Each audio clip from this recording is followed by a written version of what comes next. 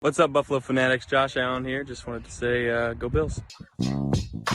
Ladies and gentlemen, it's your boy back at it again.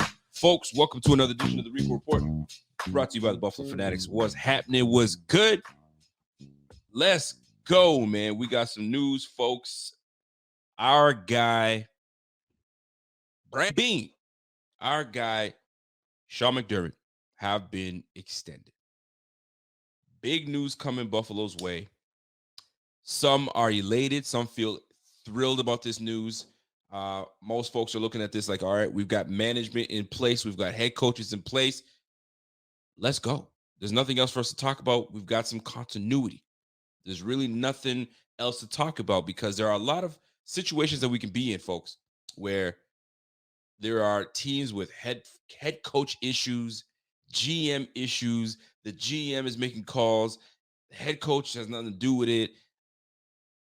We could be in those situations. I mean, we've been in situations where we're like, yo, head coach after head coach after head coach. It comes to a point where you're like, I'm done with this, man. Too much.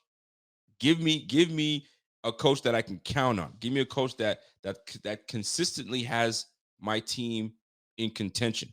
Give me a GM that keeps my roster competitive. We've been asking for that for how long? Honestly, we've been asking that for a long time. So we finally have something that we can kind of tip our hats to and say, you know what?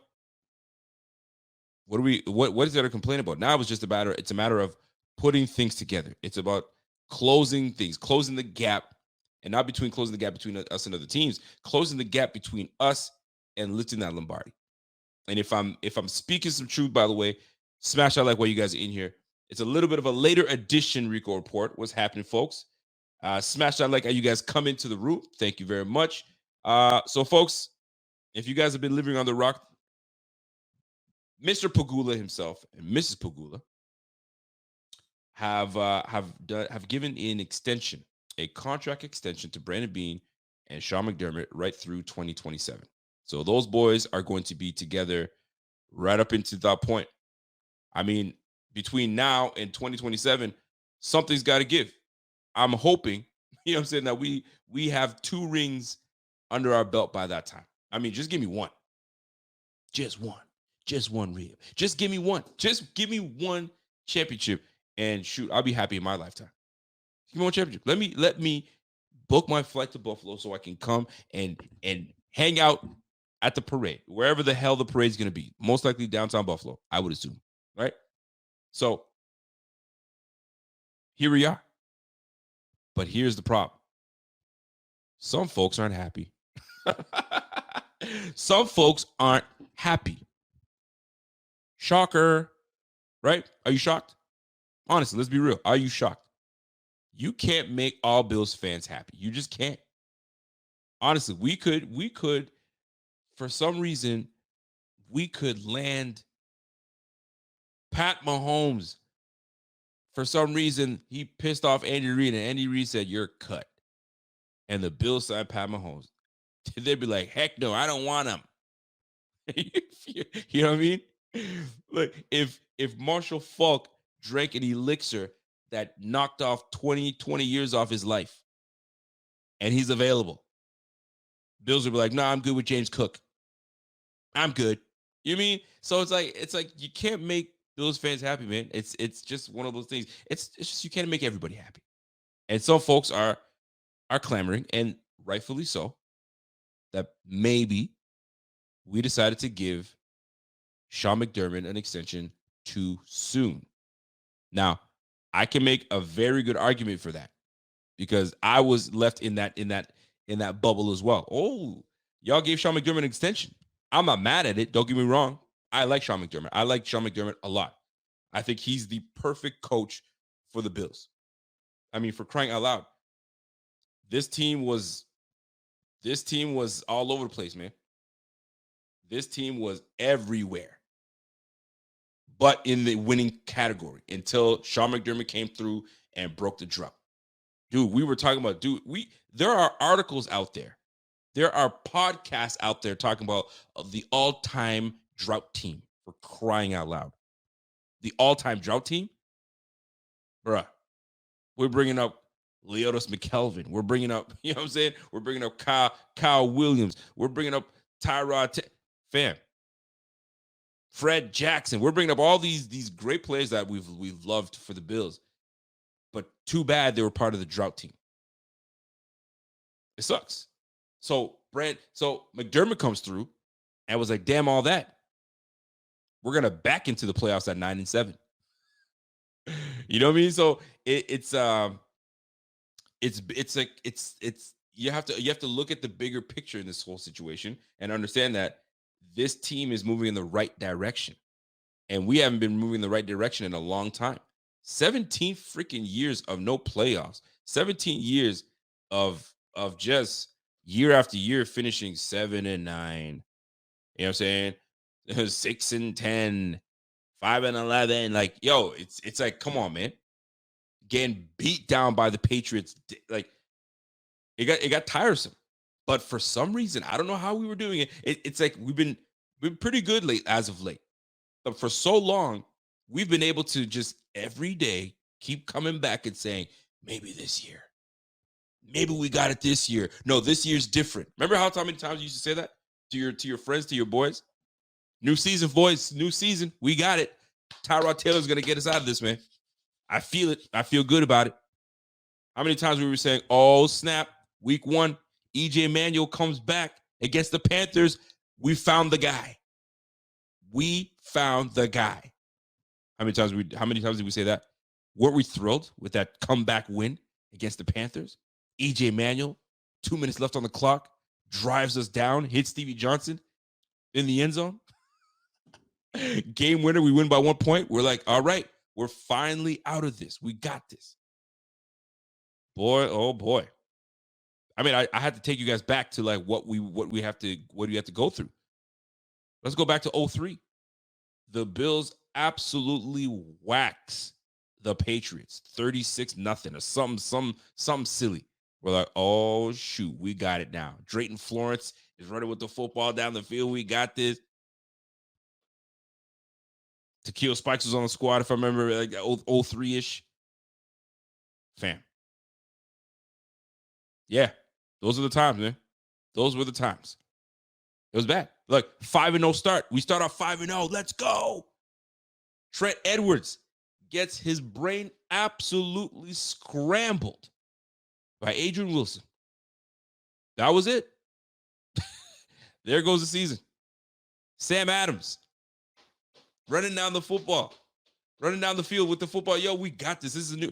How many, like, I could go on and on about some of the great games that we had and the moments that we thought we were going to do something.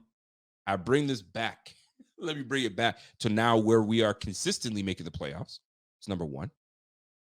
We are consistently in conversations for winning the Super Bowl. But yet, we have fans that still complain. Not good enough. And I get it. We want to win. I mean, the last, you know what I'm saying? Anytime that Super Bowl is mentioned with the Bills, it's not a good one. We went to 4 straight Super Bowls, and guess what? Yeah, you guessed it. We lost all 4, and that's every fan base. Whenever we want to talk a little good thing about our team, yo, the Bills are looking good this year. Hey, what about those 4 Super Bowls? You know what I'm saying? Hey, man, Josh Allen's looking to be like NFL MVP. Hey, what about those 4 Super Bowls? That's what people hang off of. People that weren't even there in that era. 14-year-olds talk about, hey, what about those 4 Super Bowls? Man, shut your ass up. Man, oh man. You know what, Don Trotman, you said it, man. Thank goodness. Could you imagine social media back then? If social media was the way social media is right now, back then, OMG, that team would have folded and went somewhere else. Donald Trump probably would have bought it. Bon Jovi would have bought that team and says, yo, I'm taking this team, man. Buffalo's a curse. But thank goodness we are not in that situation. Thank goodness we are not in that scenario to relive that. We're actually in a position where we're like, holy crap. You look at the roster, up and down, you're like, this is a balanced roster. This roster looks pretty damn good. Now, we have some guys that are aging on the squad. Both our safeties. 30 and up. You know what I'm saying? So, but they still got some juice left in them. They still got some juice left. But it's a great mixture of some young bucks on the squad as well. My man Hedy Figueroa says, yo, this is a great roster we have. However, them other teams are stacked. Also, the Eagles is stacked. KC is just them. Cincinnati. Other than that, we straight. Listen, let's not think that we about to improve our roster and nobody else is going to improve. Everybody's trying to do the same damn thing. And is that to win the damn Super Bowl. And that's real talk. That's real talk. So I wanted to get into the pros and cons of the extension given to Brandon Beane and Sean McDermott. And I want to start with the cons of Sean McDermott, because let's get that out of the way. And if you guys have moments in the era of Sean McDermott where you feel that he has failed this team, give me a specific moment. Maybe it was a time management game. It was why did you call a timeout that time? Why did you play this player and not this player, right? If you have one of those moments, shoot it in the chat. I'll try to ream it out for you as I go into my points. This is going to be one of those straightforward shows, no fluff, right to it. And then we can get into things that you guys want to talk about. But I wanted to get this out of the way. So let's start it off like this, folks. Some of the things that most folks can have every right to criticize McDermott for, right? And I did a list of the pros and cons, right? So let's start with this. Number one on the list for me, playoff struggles. Sean McDermott and his playoff struggles. Need I say more? Now, you'll give him the pass when we lose to the Jaguars. I mean, that's your first, you know what I'm saying, trying to get out there and make it into the world, and it didn't work out. That's fine. It's cool. We get it. You know what I'm saying? But we broke the drought. We were just happy to now not be one of those teams always named like they still haven't made the playoffs since 1999. They still haven't done this since. I was just happy to just not be in that conversation anymore. I was just happy for it, right? But the playoff struggles. We go to the AFC Championship game. Lose that one. Josh Allen comes through. Makes the playoffs. Against the Texans. Throws the ball over his head. I don't know what he's trying to do. He's flip. Young Josh Allen. Weren't ready. Deshaun Watson was a little more polished at that time. Weren't ready. Throwing it to Pat DeMarco. You know what I'm saying? Moments like that. You feel me? Playoff struggles. That's not necessarily on Sean McDermott per se, but it falls under Sean McDermott. That's an L to the Texans. An L to the Chiefs in the AFC Championship game. We just weren't prepared for that game. An L to the Chiefs in a division round game, 13 seconds. An L to the Chiefs again. You know what I'm saying? An L to the Bengals. Excuse me, I said the Chiefs again. The Bengals just didn't show up. 27-10. Playoff struggles. We can win the division all we want. But when you get into the playoffs, this is a different beast. We need to get over that hump. And whatever that hump is, you better figure it out. Because they just gave you an extension. You better figure it out. So that's number one, your playoff struggles. We need to get over the hump, baby. We need to get over the hump. We need to be as consistent as possible when we get later into the playoffs, right? First round, we'll get out of the first round. We barely got out of the first round against the Miami freaking Dolphins. And then we saw the display of football that we played against the Bengals. We saw. Stephon Diggs isn't happy. You know the drill. 13 seconds against the freaking, like, we had that game. That game was ours. Which brings me to my next point. Conservative play calling. Sean McDermott has these moments, and I'll put him out because he's the head coach. He's got the extension, so I got to talk about it. He's the defensive coach. So that plan that Coach Leslie Frazier puts together, you're part of this plan. You know what the plan is. So let's go. So that falls on you too. There are moments. There were moments in your tenure as head coach where you said, you know what, Frazier, push aside. I don't like the way the play calling is coming right now. I'm going to take over. And you saw the difference. You saw the difference. But then you gave back the play calling duties back to Frazier. And we'll talk about Frazier a little later, actually. Now that we bring that up, I gotta put a note on that because I gotta bring up Leslie Frazier. So, second point is your conservative play calling, Mr. McDermott. You have these moments and these pockets in these games where you're like, what? And the prime example is the 13-second game against the freaking Kansas City Chiefs. A lot of fans to this day cannot and will not get over it. They will not get over 13 seconds because how could you have such a performance from Josh Allen, such a performance from Gabe Davis, that you let that game fall by the wayside by playing conservative? Whether it was Leslie Frazier that called the play, whether it was Sean McDermott that called the play, whether it was both of you guys collectively that said, this is the play I'm calling. You good with that? Yep, let's go. Run that play. Let's go. Either or, it falls under the head coach. You're the one that's got to sit at the podium and explain what the heck happened. You know the drill. You know the drill. So those are the little things that that stay with certain fans, man.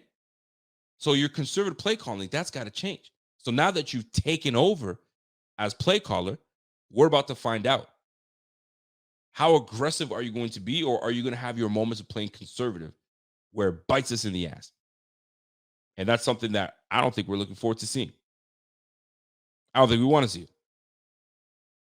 Whether you guys want to call a lack of communication, whatever the case is, whatever excuse you want to make, guess who it falls under? It falls under head coach Sean McDermott. By the way, we got just shy of 150 people watching right now. Smash that like while you guys are in here. Let's go. So, number one, playoff struggles. Number two, conservative play calling for Sean McDermott. Those are the cons, right? Those are the things that people will be talking about. Like, hey, you gave him an extension? You could have waited a little bit. Because, I mean, right now, if you look at his playoff struggles, like, I mean, listen, how about you wait until this year plays out and then make that decision? But you went ahead and gave him that decision. And I have an advantage to that, but I got to talk about the negative first because that would be something that I could bring up. You should have waited. You should have waited. Third, poor time management. How many games were there where Sean McDermott would punt when you're like, dude, go for it? How many times would he call a timeout where you're like, why did you burn that timeout? Why didn't you call a timeout there? What are you doing? All day, like, knock it off.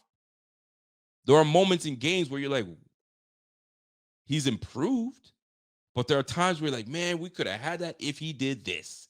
Why was he sitting on his hands with that? He's got the challenge flag in his hands and he wants to throw, but he's like, nah, I ain't gonna throw it. Or when it's blatantly wrong, he's got the flag in his hand. He goes, yep, let me waste that timeout. I'm telling you, man.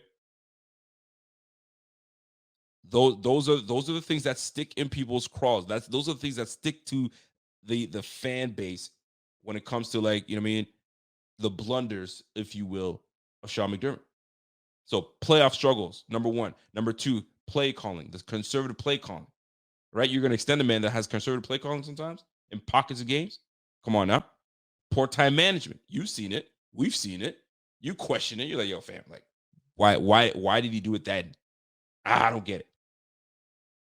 Number four, individual performances. And that's a tough one, right? But there are times where you're like, you look at the roster altogether, and I'll stay on brand when I say this. The running back room, right?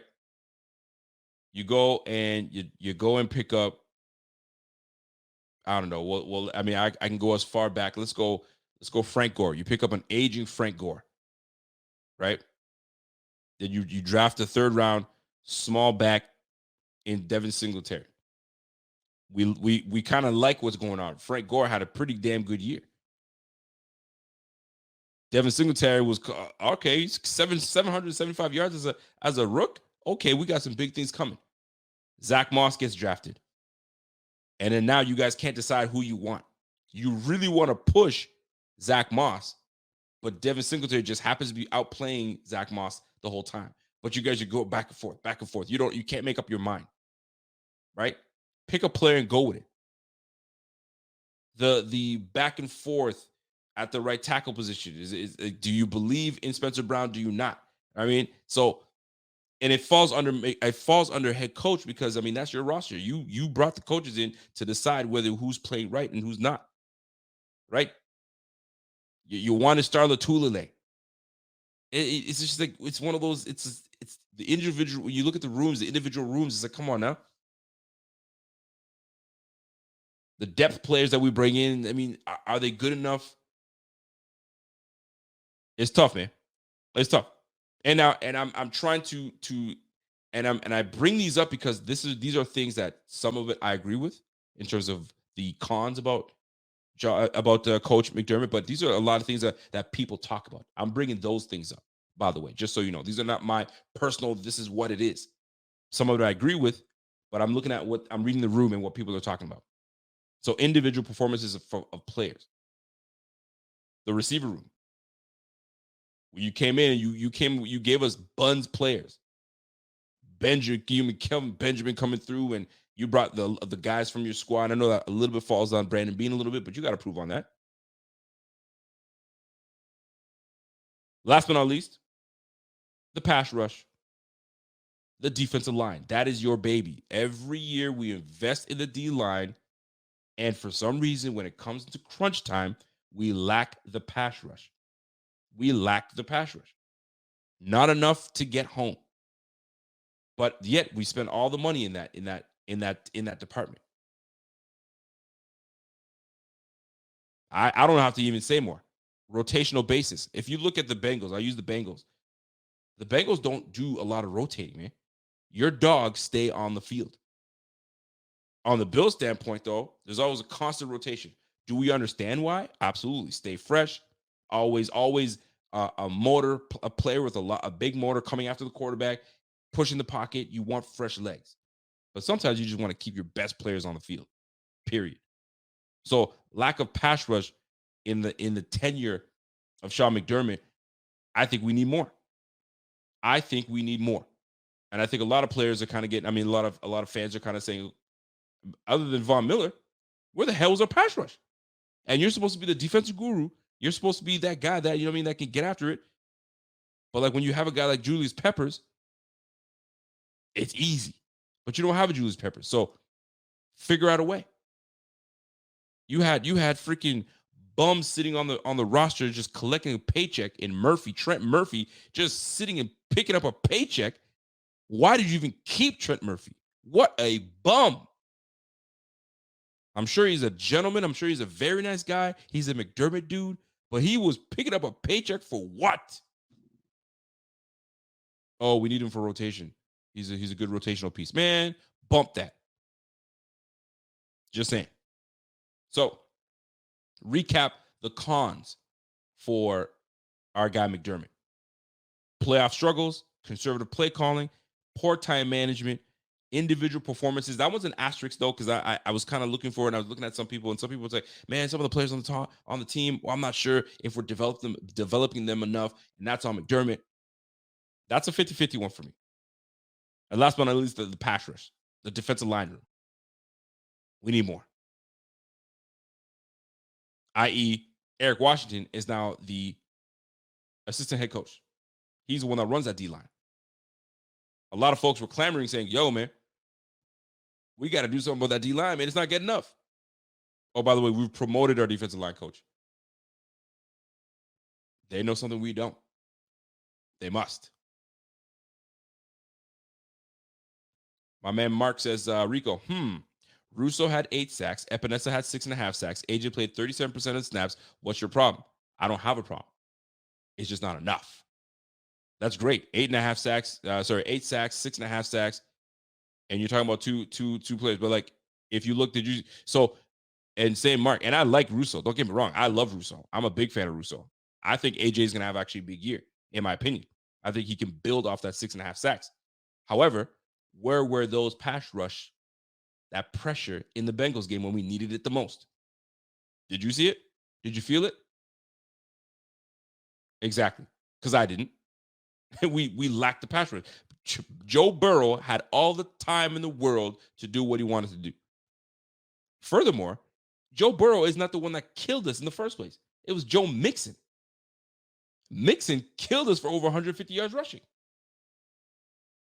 That same defensive line, you know what I'm saying, allowed that to happen. Just saying. Just saying, right? But those are the cons as to why we could have waited. I'm not saying that the extension was a bad one. It's not. I love the extension. Don't get me wrong. But there's some pros and cons. And with those cons, we could have waited a little bit more to see what McDermott would have done with this roster going forward. But they came in together somewhat, and they signed them together. So Pagula was like, I like this tandem. I like this group. Let's keep it that way. King Noble comes in with a comment and says, Yo, Rico, I'm worried about the increase in poor time management from McDermott. It was already questionable when Frazier was running the defense. Imagine how bad it will be with him preoccupied with both jobs. That's a fair point to make. And that is what he's going to have to, he's going to have to manage that. Listen, you could say the same thing with Shanahan. Kyle Shanahan is both head coach and offensive coordinator. And guess what? He's running those things just fine. That's why you've got to have the great people in place in order for you to do that. So Kyle Shanahan runs the offense and he's a head coach, but he had a great defensive coordinator that can just handle that. So McDermott is going to have no choice. You're going to run that defense, you need to be the head coach. Welcome to doing two roles. Got no choice. Got no choice. So there was a comment that I want to get back into. My man Z-Man Mafia says, Rico, good point, man. We have a number of guys who are depth guys, but don't ever get the full reps to really prove their worth. However, we don't see them every day in practice. We don't. So that's why it's really tough. So that's why when you guys go to the Red Blue game, when you guys go to training camp and they open the practices up, you will see for yourself who stands out. And I'm sure we're going to get plenty of stories of how that's going to play out. But we'll soon see. We shall soon see. Michael Andrew says, I love McDermott, but aside from that, I want Allen to have an offensive guru coach, someone that's a head coach and won't leave us every 2 years. And that's the continuity part. That's where I guess Pagula is like, I don't want to turn into this team that's got this head coach every 2 or 3 years because this, that, and the third. We're gonna get there. Sometimes it takes a little patience. I'm gonna bring both these guys back because they seem to have Buffalo trending upwards. And that's the big thing. And that's why it's perfect for me to get into the pros of loving why McDermott was extended. First things first, consistent improvement. I told you guys, man, let's go back. Pick a year. 2001, pick a year. 2004, 2007, 2009, 2012. Like, pick a year. We weren't doing it. We were not doing it until McDermott came through. You gave us a defensive-minded coach that put a grit into this defense, and first year in, playoffs. We did not expect to go to playoffs. Believe me, this was a rebuild. You bring in a new coach, you bring in a new GM. Doug Willie gets, gets booted. No, listen, this was supposed to be a rebuild. McDermott, with his strong leadership, got this team over the hump. 9-7, backed into the playoffs. What? Break the drought. You got to give him that. You got to give him, he changed the culture in Buffalo. So we've been on the rise ever since. On the rise. And we're a respectable team. People can't talk about all the old Bills from there. Listen, man, we've been consistently winning games, consistently division champs, 3-time champs. We haven't been like that. We haven't been there in such a long time until McDermott got here. So props to McDermott. He's got this team consistently improving nonstop. The development of Josh Allen, and most might say, "Oh, he's a defensive coach. What the heck are you talking about? The development of Josh." Well, here's the deal: when you are running the defense, it takes it takes a head coach that will say, you know what? I know I got to run this defense. I'm not an offensive coach. I got to bring the guys that know what they're talking about. So he hires Brian Dable. Brian Dable has a lot to do with the development of Josh Allen. And do you remember how quickly they hired Brian Dable? I remember that we were going after we fired Rico Dennison. I was like, okay, we're about to go and pick out a nice, fresh, brand new, experienced offensive coordinator. Let's see. What do we got? Whoa. We hired Brian Dable. Who the heck is that? Collegiately came out of Alabama, tight ends coach. Let me look up Brian Dable. Oh, he was offensive coordinator. Okay, he's got some time in the league. Offensive coordinator for the Kansas City Chiefs. Offensive coordinator for the Jets, I believe. Offensive coordinator for the Miami. Hold on a second. The Miami Dolphins. He's been an offensive coordinator all this time, and he's been a bum. Nothing. This is weird. That was rather quick. Fast forward, guys are raving about Brian Dable. They miss Brian Dable. Brian Dable was that dude.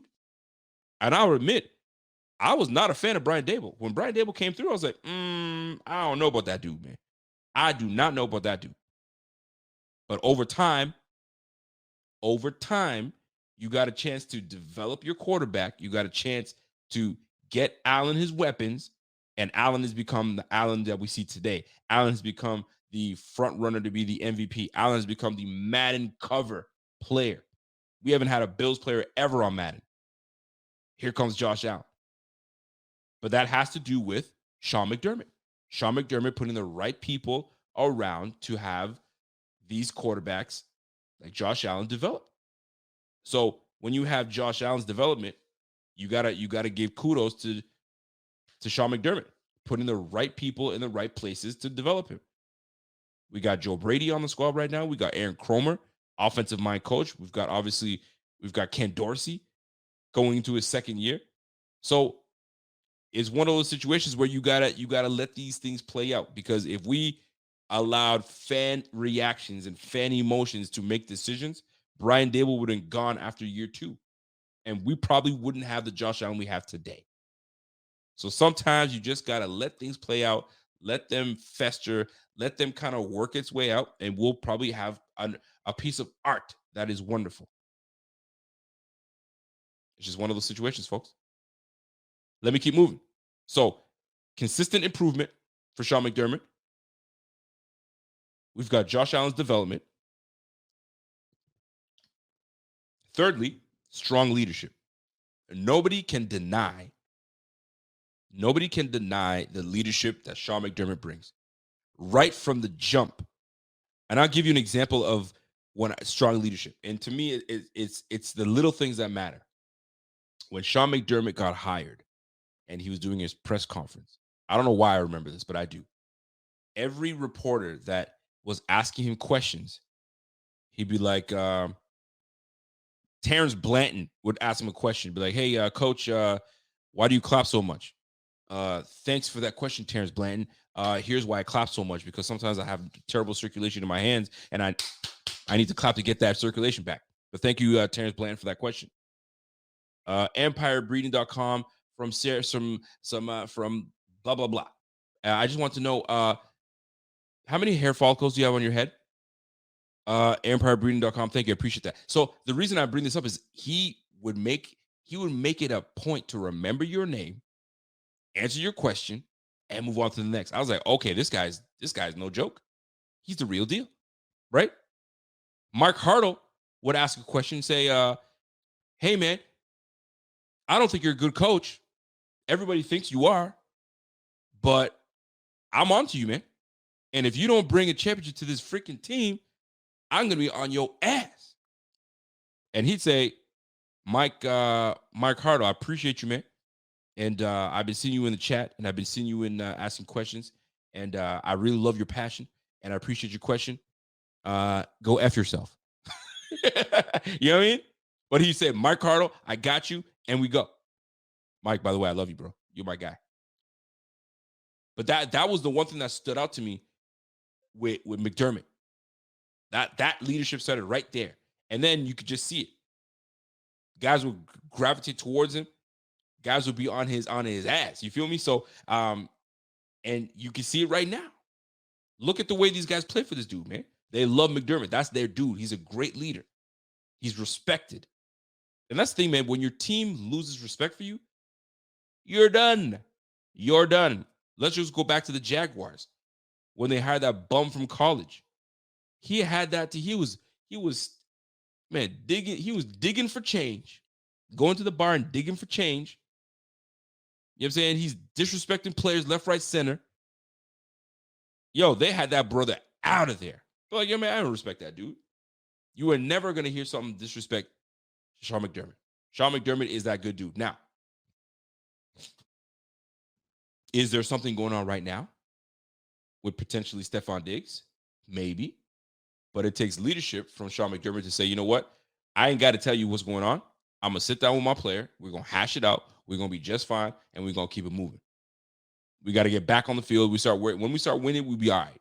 So to me, strong leadership is a reason that McDermott got his extension. I think that's one of the biggest reasons he got it, because he's well respected around the league. He's well respected by his GM, and he's well respected by the team. You got to bring him back for that. Number 2, he's a defensive guy. Defensive guru he is, right? He learned from the great Jim Johnson. He was an excellent defensive coach for the Panthers. That's what got him hired for the Bills. The fact that he's been around the league, he's had his successes, and it's just a matter of opportunity. And he nailed it. I mean, he came to the Bills and he's turned this team around completely. And the defense has consistently been a top 10 defense. Top 10. Consistently. You know that the Bills are always going to have a good defense. Do you remember the days the defense was a garbage? You had Keith Ellison as your freaking linebacker. You had you had Cole Simpson as your safety. Like, fam, we had some defenses on the squad, boy. We had Aaron Maben coming around the bend, whiffing on everything, getting blocked and pancaked. Fam, if you go back and look at what kind of team we had, what kind of leadership we had at the coach, come on, man. Come on now. So you got to give it to him, man. He's got this defense humming. He's got this defense legit. The right pieces are on there, and he's got these guys galvanized and ready to roll. Always a consistent top 10 defense. You know that you're going to get that from a McDermott team. And last but not least, continuity. Continuity, man. The continuity that he brings to the squad is uncanny, man. It's about keeping these guys together. It's about not having just like a roster of guys for a year or two. You're gone. You're coming back. You got to give it to these guys. These guys, they want to keep this core together, because once you have a nice core together, you believe in one another. You know how each other, you play off of one another. I mean, look at Luke Kuechly and Thomas Davis. Luke Kuechly and Thomas Davis played together for quite some time, and they played off of each other excellent, really, really well. You got to give it to them. You got to give it to him, man. So shout out to, I love the Sean McDermott signing. I'm a big fan of it. I know there's some cons in there, but at the end of the day, to me, the pros outweigh the cons. Consistent improvement from this team. You've got your franchise quarterback developed and ready to lead this team going forward. You got strong leadership. And to me, I think that's the number one. You got strong leadership from McDermott. You got a big defensive guy, and defenses win. Listen, listen. The saying is, offenses get the fans in the seats. Defenses win championship. At the end of the day, you gotta play good defense enough to win these championships out here. You gotta put points on the board, but you gotta stop other teams as well. And I think that with a consistent top defense, we're not far.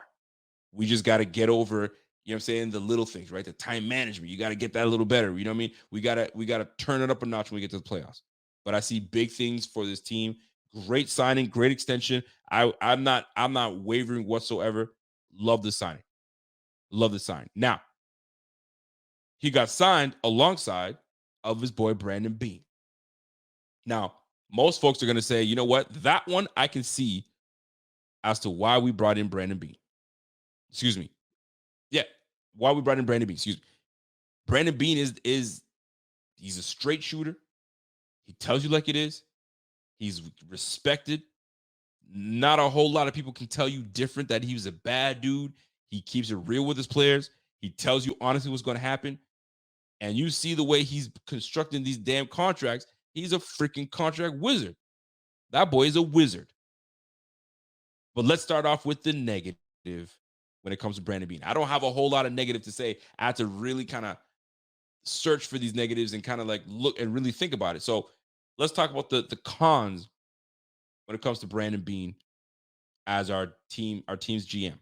Number one, some folks might say, if you outside of the 2018 draft, is there anything that you could sit there and go, yeah, he's that guy? Because we got Josh Allen, and but the thing is, in order to get Josh Allen, he had to maneuver. And this is the thing that most people dismiss. We were picking, 22nd, I believe, or 21st or 22nd in that draft year, 2018.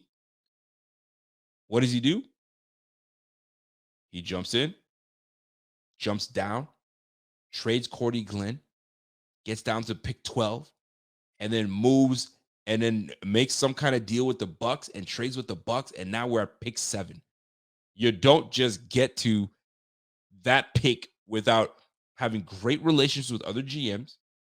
You don't just get there without experience, how to maneuver, how to feel out what we can get, how to move a piece that still has a lot of value that you feel you can get better at. And that's exactly what he did. Cordy Glenn was a big time, he was a big time player. And it was a big name. And the Bengals needed a freaking left tackle. So boom, we moved on from Cordy Glenn. And we picked up Josh Allen. Dude, you can't go wrong with that. And not only that, he doubles back and picks up Tremaine Edmonds. 2 players in the first round. Boom. So you got to give it up. You got to give it up for the draft that he did in 20 for the Josh Allen draft, right? However,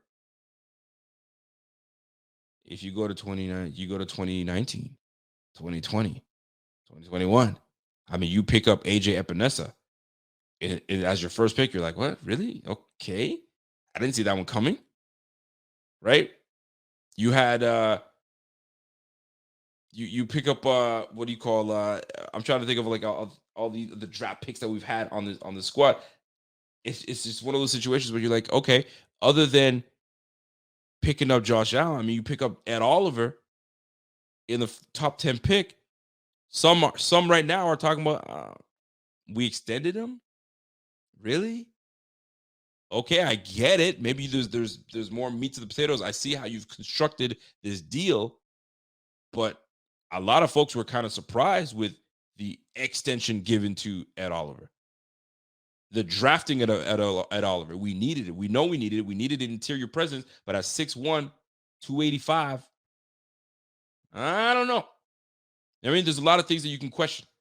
So some draft blunders a little bit from Brandon Beane, absolutely. He's got some inconsistent moments in his tenure as GM. That's number 2. Some inconsistencies when it comes to that, and more so when you start thinking about it. I had my other phone because I was taking my notes. When it comes to the inconsistencies, just give me a second while I pull this up here. You start looking at, like, for instance, the wide receiver room. Like how do you go from, and this is the inconsistency part, but then it got better. You start bringing all these guys from the Panthers, right? You had Brown brought from the Panthers. You had not John Brown, I think it was Corey Brown. Corey Brown from the Panthers. You bring in freaking Kelvin Benjamin, right? And I'm just talking about the receiver room at this point, right? And you're like, okay, that's odd. You bring all these big guys, no separation. When you know your receiver is a little inaccurate, your quarterback is a little inaccurate. He's got to work on his accuracy. So you bring in guys that are wide space. That didn't work out. So okay, weird. And then the next year you bring in the small guys, and you found the formula that works, right? So that's just one part of the inconsistency where you went from here to here. But I like the adjustment to saying, okay, this didn't work. Let me try this. He goes there. But then let's go flip to the defensive side of the ball. you go and bring in AJ Epinesa in the second round, fine. And then you go back to back with Russo, and then you go Boogie Basham. I get it. Maybe you was your highest on the board, and that was your best player available on your board. But then you look at it in hindsight, you'd be like, two defensive linemen back to back. Okay. And right now, in my opinion, the way the rotation is going to happen this year, I think during camp, somebody's going to get traded. And I think that's going to be Boogie Basham. I think Boogie gets traded, barring any injury. I say he gets traded, and we pick up draft capital just because of the amount of depth that we have on the defensive line. We just brought in a guy from the Rams and Floyd. So, like, where does that leave Boogie Basham when Von Miller comes back? So, to me, this is one of those situations where we might see a trade happen, and Boogie Basham might be the person that gets moved, right? So those are those inconsistencies that you're like, Brandon Beane, that's kind of odd that you did that, but okay, fine, we'll play that game. It is what it is, right? So to me, those are the things that stand out, right? So you've got your draft misses, which is going to happen. You can't hit them all. You got your inconsistencies.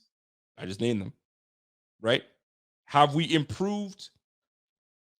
Like where if you were to look at the Brandon Beane era, and there's one position room or one position group that you feel that just has not improved, it just has been whatever, right? Is there anything that stands out, or a position group that stands out where you're like, you know what, this group hasn't improved one bit? It's just been the same mediocre group. Is there anything that stands out to you? And while you guys are talking about that, I got to go into the chat, and I saw a comment that was actually quite interesting. If I can find it here. There's another one. Mark says the Cody Ford failed experiment, the Wyatt Teller trade, right? You guys know it. Hodgins never making it to the 53-man roster. There's quite a few debacles from the BBB shoulder, no doubt about it. Now, the one thing I can say about that, Hodgins was supposed to be that guy, but Gabe Davis came out of nowhere, and Gabe Davis started performing. So what do? Right? Hodgins is nursing an injury. Gabe Davis is taking full advantage of his opportunities. And then at one point, it becomes a numbers game. But he's too good to keep off and stash, right? So you had no choice. But then at one point, you got to put him on the practice squad, and then boom, he's snatched. That's what happens, right? But Gabe Davis came through and did what he was supposed to do. But those are the things, right? Cody Ford drafted in the second freaking round. Bum. Wyatt Teller traded. Do we need to? But that Wyatt Teller trade turned into Matt Milano. Are you happy about that? Of course we are. So, like, we can mention that, but then we don't have a Matt Milano, right? So it's fair to bring those things up because those are the things that stand out. Those are the things that stand out. So to me, when I look at this team, I look at the O-line.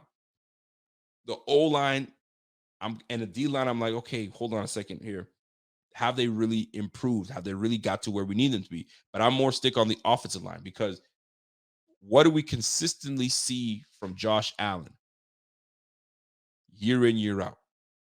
Is him running for his life sometimes, running out of the pocket, right? And some people always talk about, but he might get hurt. He might do this. I mean, that's part of his play style. He's been doing that since Wyoming. But Wyoming also didn't have great linemen over there as well. So to me, this is where we need more consistency in building the O-line. And you see that this year. And that's the one thing I love about Brandon Beane is he will try something, but if it doesn't work, he's going to scrap it and try again. But he will fix his mistakes. Cody Ford, it wasn't going to work out. You know what? I tried to put your right tackle. I tried that right guard. I tried your left guard. Yo, you got to go. And he's out of there. So that's one thing. He doesn't harp and try to hold on too long. And he lets him go. So to me, that's the one room. That's the one room in that on that team, that department, that I feel like we could get better. And this year might be the best O-line that we've put together in that regime. Right? Deion Dawkins on the left.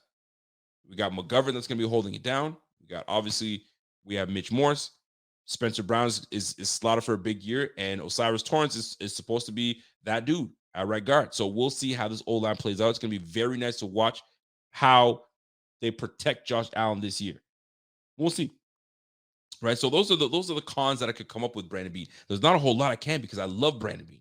Brandon Beane is that dude. Now here are the pros with Brandon Beane. Although I can talk about the drafting that he's done, that's been kind of a little iffy, but he's also hit on some really nice depth piece drafts, right? 4th round, Gabe Davis. 5th round, Matt Milano. Late round pick, Teron Johnson. You know what I'm saying? I can keep going. Like in terms of the depth pieces that he's got. You got Khalil Shakir, you took in a late round that should be having a big year coming forward. So although we've missed some big ones, but we've also really hit in the middle of the draft. We've got some players on this squad that have really done a great job. Look at Dane Jackson, 7th round pick, and he's competing potentially to be starting corner. Also with Kyer Elam. Look at Christian Benford. Christian Benford is just a thorn in the side of Kyer Elam. He ain't letting Kyer Elam breathe because he's on his ass, man. So you got to give credit to Brandon Beane for the depth that he brings in on this team in terms of middle round drafts. You can't even hate. That's like his bag. He gets in his bag when it comes to that point.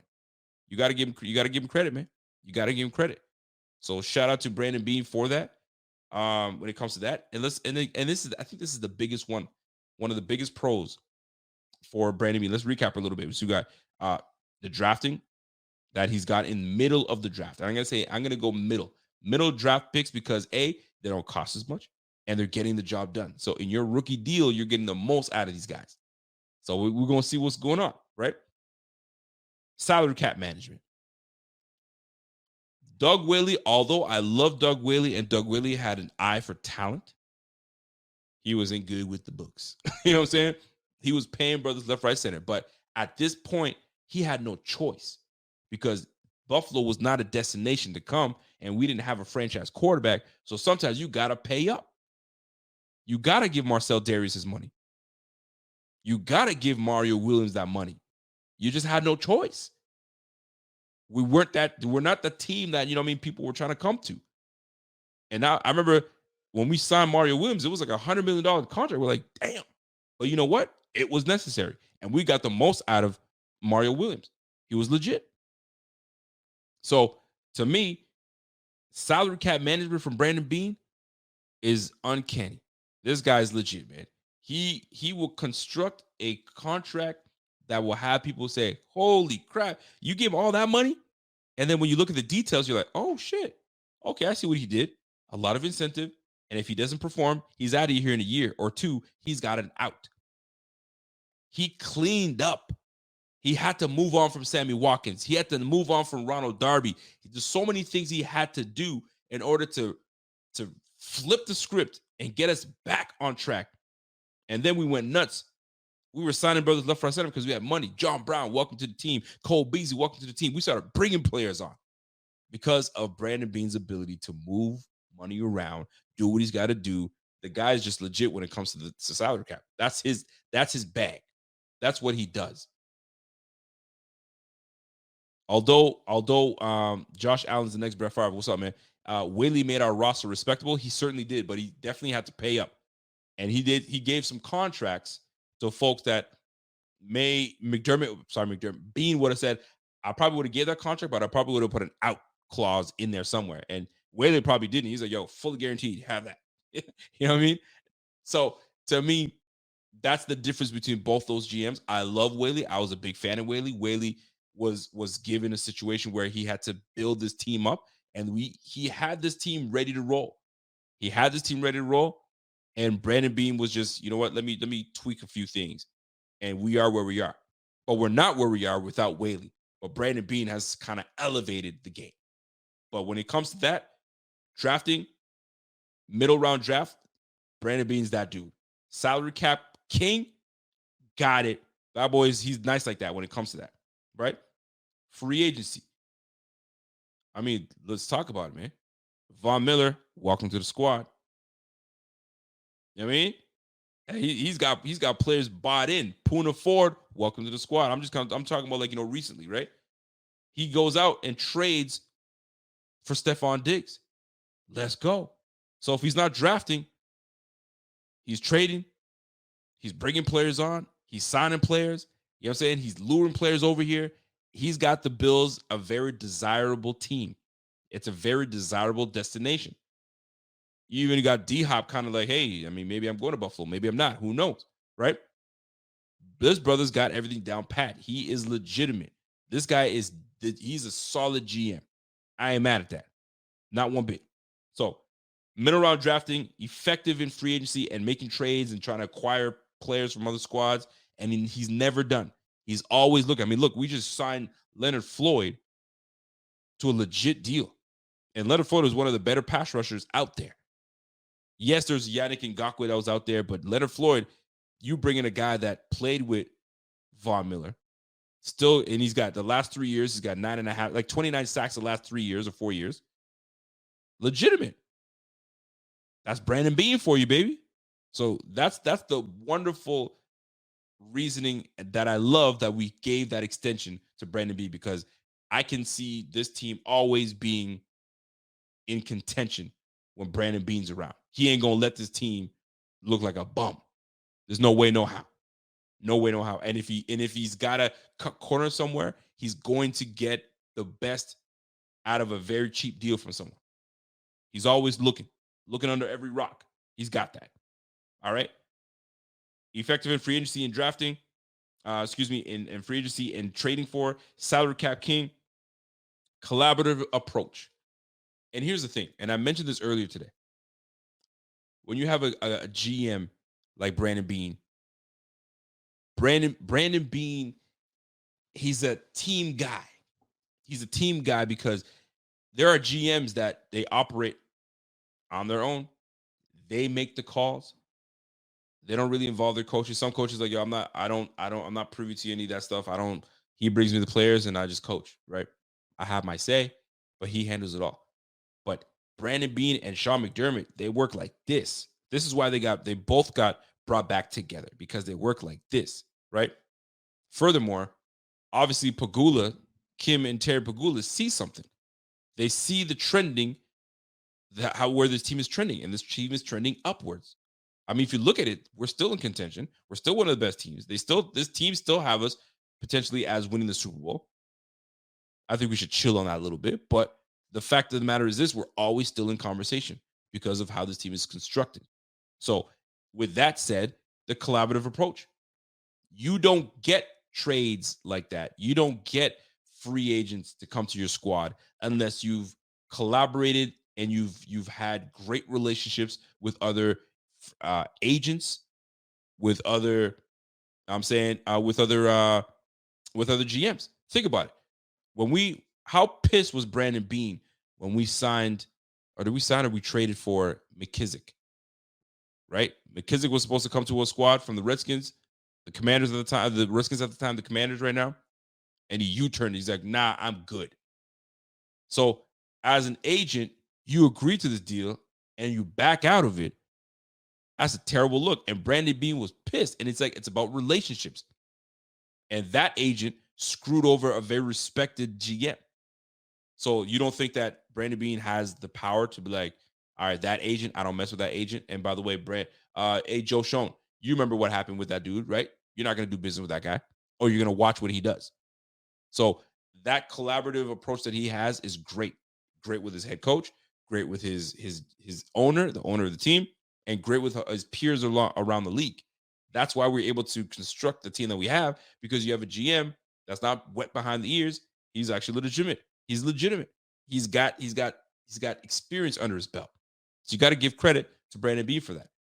And that's the beauty of having an experienced GM, that he knows the way things work, the business of it. You got to, man. You got to look at that. And last but not least, and it's the same thing that I said about our guy McDermott, continuity. Keeping the squad together, right? He could have easily told Jordan Poyer, we ain't gonna bring you back, bro. We're gonna work Benford in. I'm gonna try to bring Taylor Rapp. He's gonna take over. Yo, you're goner. You're good. But he's like, no. I like the team that we have right now. We're gonna work it out. You come back and hang out with us, and we're gonna make this run. Come back through. So now he's thinking, I got two guys that play super well with each other. They play off of one another, and I don't got to worry about that. So that back end is taken care of. Yes, they're a little older, but you know what? They're gonna work their tails off and give me at least another year or two together. I'll bring that back. Trey White coming back is gonna be better than ever. I'm hoping for it. I don't think it's gonna happen, but I just really hope that he comes in and it's sounding great. Everything that I'm hearing and reading is sounding that he's getting back to his old self. Bring it on. I love it. Right? The defensive line, right? Von Miller going to get, you know what I'm saying, Leonard Floyd. That's continuity. Bringing something that works, right? A dynamic. So you have he's got that down pat, and I love that, right? Even the coaching staff. You don't see a lot of, you know what I mean, turnover in the coaching staff. The coaching staff is still intact. I love that, man. This is great. So to me, that's what stands out at the end of the day, right? So you've got your pros, you got your cons, and to me, this is a no-brainer. Kim and Terry Pagula, they nailed this one. You have a team that's going to stay together. You have a team that you know that they're going to put the best product on the field. It's all about finishing at this point. You got to finish. You got to do what you got to do. And I think that that works out very well. So to me, we'll see where this team is going to take us, man. We'll see where this team is going to take us. It's one of those situations. We could be like the Rams and go all the way in and win the damn thing, and now you're struggling to kind of put a team together because you ain't got no money. You're Robinson. Buffalo Fanatics, what's going on? This is Pierre the Kingpin, and I wanted to talk to you today about Cigars International, which is the ultimate destination for premium homemade cigars. Known as the industry leader, Cigars International offers the largest selection, unbeatable prices, and a customer service experience that's second to none. Whether you're new to cigars or a seasoned vet, Cigars International makes enjoying cigars easy, approachable, and fun. Cigars International is the go-to retailer for all things cigars, with the biggest selection of premium homemade cigars available anywhere. Cigars International offers unbeatable deals and discounts, making it easy to stock up on your favorite or try something new without breaking the bank. With fast free shipping and their 100% satisfaction guarantee, you can shop with confidence knowing that Cigars International stands behind every order. They have good relationship with vendors that helps provide great low prices. Whether you're new to cigars or a seasoned pro, Cigars International makes it easy to find the right cigar with helpful guides, staff reviews, and expert advice. It's not just about cigars. Cigars International also offers a wide range of accessories and more to elevate your smoking experience. Check out the great deals every day at cigarsinternational.com. That's cigars, CIGARS, international.com. Use code FANATICS at checkout for 20% off your order of $50 or more, plus free shipping. Or visit www.cigarsinternational.com/fanatics, and the discount will automatically apply. Again, use code FANATICS at checkout for 20% off your order of $50 or more, plus free shipping. Or visit www.cigarsinternational.com/fanatics, and the discount will automatically apply. You know what I'm saying? Jalen Ramsey gone. You just don't got the money. You don't got the bread to keep, you know what I mean, that team together. But the result was winning a damn Super Bowl. But now you're paying for it. All that F them picks. Well, them picks are effing you. You feel me? So we're not in that position. We're more in a position of like keeping things together, keeping things in sequence, and over time, we're gonna get to where we need to get to. It's just a matter of time, baby. It's just a matter of time before we can make it and put it all together. That's what it comes down to. So Those were my points on McDermott. Those are my points on Brandon Beane, McBean together, and I think it's a great signing. So shout out to the Coolers for bringing them on, and we got ourselves a tandem here, folks. So we're gonna move on to the next topic. And I'm not gonna spend too much time on it, but the next topic that we're gonna hit up is about this guy right here, Stefon freaking Diggs. How y'all feel about Stefon Diggs right now? In all honesty, when it's hard because you look at what people are writing, you look at what people are thinking, their opinion on it. You look at people that have people close to the situation, whether true or whether not. How do you guys feel about the whole Stefon Diggs situation? Is this a big deal? Now that time has gone by, he's shown up to camp. I'm saying everything seems to be good. All these handshakes being done, all that stuff. I think that's just for the pictures, but it is what it is. Is it solved? Are we good? Here's my opinion on this whole situation. Now that I've kind of because I thought a lot of it had to do with D-Hop. It probably doesn't, or maybe there's a little bit of it that has something to do with it. Some people are saying, listen, everybody made this little mountain into a mountain into a molehill into a mountain, right? That's very true as well. I think that we really pushed this thing to depths where it's like that's not at all what this brother's thinking, right? Or what he's doing. But to me, Kim Bet says, "Yo, stop the cap." Okay, Kim, I see you, girl. But really, let's talk about it though, for real. And here's my thing, man. I think, and this is my opinion here, a little bit has to do with D-Hop, potentially. I still feel that way. That's number one. Number two, it really comes down to this, man. I think it's a respect thing. And now this is just me reading and looking at all the things and kind of trying to put two and two together, and listening to podcasts and radio and all that stuff. It comes down to a respect thing. And if you remember this scene here, where the hands are out and Diggs looks like he's having his words with Josh Allen. And this really does make sense. I don't know where I heard it from. Was it RG3 and Rich Eisen? I don't know. But I've heard so many stories and renditions of what they think, right? We all know that Josh Allen is competitive as they come. We also know that Stefon Diggs is as competitive as they come. At the end of the day, both these brothers want to win. But if I'm voicing my concern to you, saying, yo, what are we doing? Did you not see me? I don't know what's being said, by the way. Did you not see me? Like, why'd you even look this way? Who knows what conversations they were had? But sometimes you got to acknowledge one of the leaders on your squad. If another leader is checking another leader, figure it out together. But it seems as though when Diggs kind of put his concern as, yo, what's going on? We're not on the same page. It seems as though Josh may have dismissed the whole this thing. So this is, me. Diggs is saying, me, I love you. I'm always going to love you. But brothers fight, brothers have disagreements, and brothers are supposed to get on each other. Yo, what are you doing? And Josh maybe didn't acknowledge it. Anyway, man.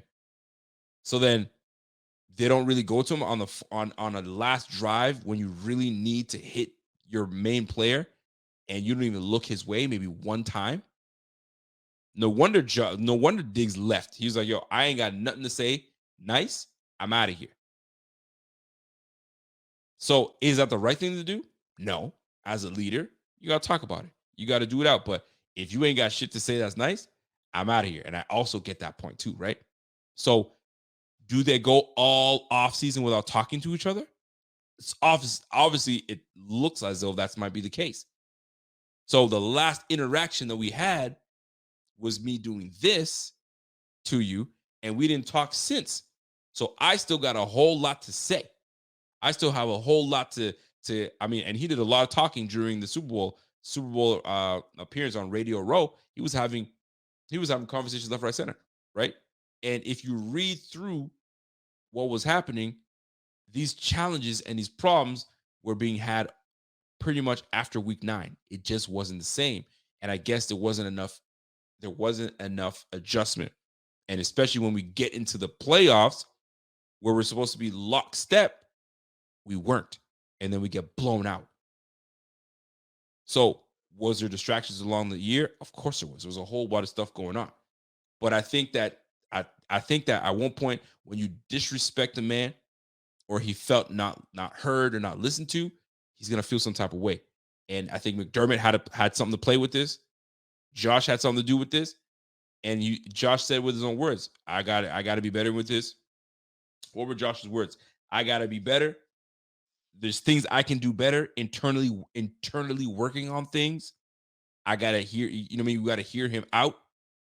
And those are the things that stand out. So if you really just look at it at face value, it's like, yo, Josh is like, yo, I effed up, man. I didn't listen to him. He was trying to talk to me, and I was in my feelings.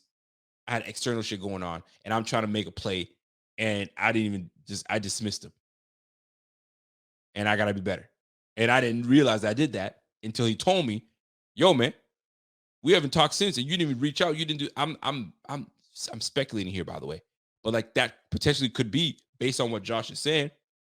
He probably like, yo, you didn't reach out, you didn't do shit, and we lost 27-10. And like, yo, aren't you pissed? Aren't you?